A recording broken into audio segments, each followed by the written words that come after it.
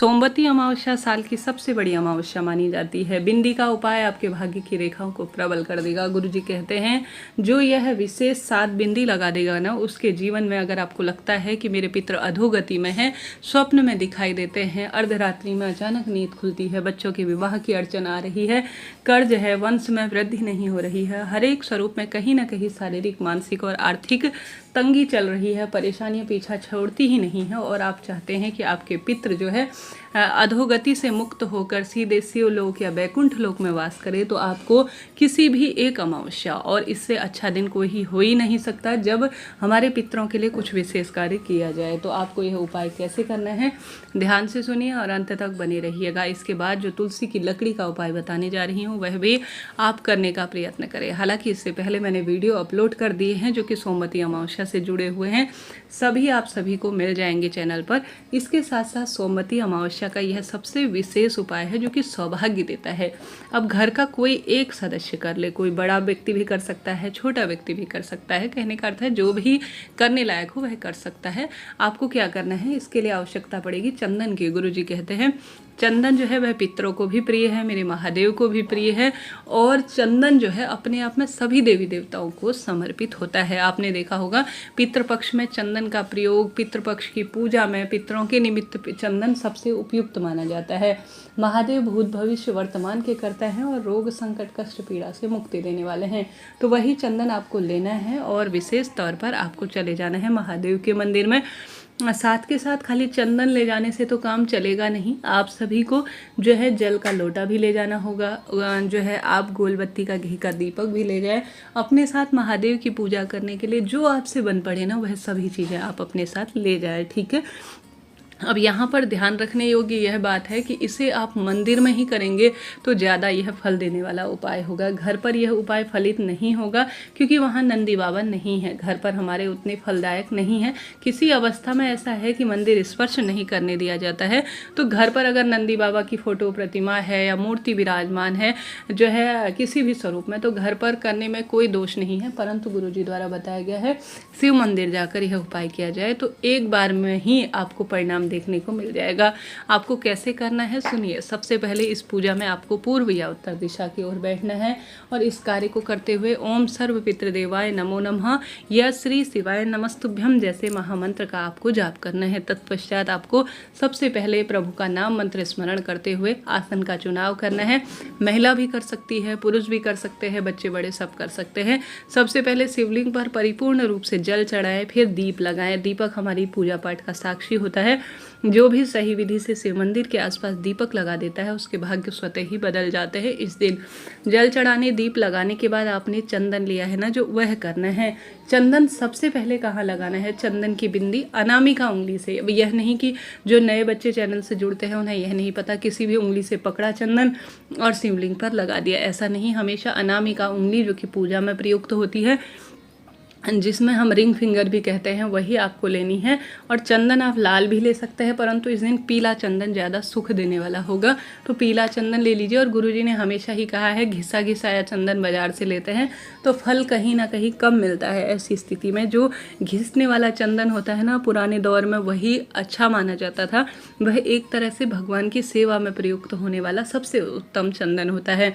तो थोड़ा सा चंदन जो मुठिया स्वरूप में होता है उसे आप सभी को लेना है। चंदन अपनी अनामिका उंगली में सबसे पहले आपको शिवलिंग पर बना देना है। प्रथम में आपको यह कार्य करना है, ध्यान रखिएगा प्रभु के नाम मंत्र का भी स्मरण करें। चंदन आपको शिवलिंग पर लगा देना है। उसके बाद दूसरा स्थान आपको विशेष तौर पर जो ऊपर से जल बूंद बूंद करके बहता है ना, जो शिवलिंग पर समर्पित होता है, जिसमें महादेव और माता रानी की 5 पुत्रियां हैं, उसमें दूसरे स्थान पर आपको चंदन लगा देना है। इसे जलाधारी कहा जाता है। ऊपर जहाँ से जल बहता है उसमें आपको लगा देना है। 2 स्थान हो गए। तीसरा आपको गणेश जी महाराज के स्थान पर लगाना है, इस बात का ध्यान रखना है, ठीक है। 3 स्थान हो गए। चौथा नंदी बाबा की जो सींग है ना, उस पर आप सभी को इस जो है बिंदी को लगा देना है, ठीक है। जो शिवलिंग हो गया, गणेश जी का स्थान हो गया, जलाधारी हो गई, और नंदी बाबा के जो है ठीक सींग पर आपको या मस्तक पर जो है यह बिंदी लगा देनी है। तिलक नहीं लगाना है, इस बात का भी ध्यान रखना है, ठीक है जी। बिंदी स्वरूप में लगाइएगा। यह हो गया स्थान। अब आपको इसके बाद जो स्थान में चंदन लगाना है वह है गणेश जी का, कार्तिकेय जी भगवान का, ठीक है। और उसके बाद जो स्थान है वह अशोक सुंदरी माता का स्थान, ठीक है।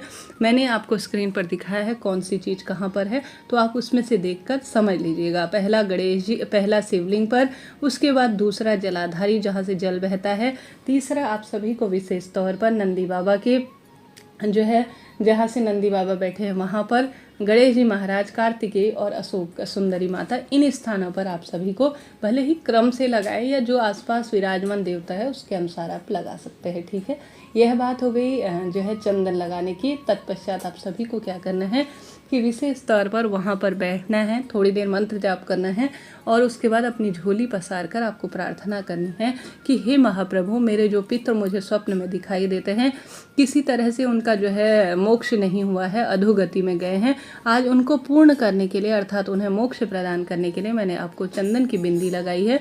आपसे अनुरोध है आप प्रसन्न होकर मेरे पितरों का तारण करें और मेरे परिवार में आने वाली विपत्तियों को रोक दें। ऐसी प्रार्थना करते हुए आपको यह कार्य कर लेना है। यकीन मानिए अपने आप ही परिवार की शंका, दुख, तकलीफ का समाधान होगा, बरकत होगी, खुशियाँ बनी रहेगी और एक अद्भुत तरह का आपको सुख मिलना शुरू हो जाएगा। जीवन में हार रहे हैं, कष्ट संकट झेल रहे हैं, तो यह सुंदर सा सरल सा उपाय आप कर सकते हैं। बात कर लेते हैं तुलसी की लकड़ी के उपाय की।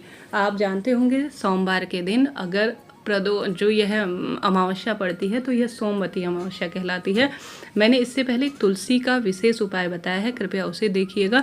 अब बात कर लेते हैं तुलसी की लकड़ी के उपाय की, जिसमें गुरुजी कहते हैं आपको जो नहाने का पानी लेना है ना अमावस्या के दिन, मेरा मन कर्म वर्ण जो है पूर्ण रूप से शुद्ध हो और मेरे जीवन में रोग, कष्ट, संकट, पीड़ा से मुक्ति मिल जाए, ऐसी प्रार्थना करते हुए तुलसी की सूखी लकड़ी को आपको नहाने के पानी में जो है पूर्ण रूप से घुमाना है और ओम नमो भगवते वासुदेवाय कहते हुए या हर हर गंगे नमामि गंगे या श्री शिवाय नमस्तुभ्यम कहते हुए स्नान करना है।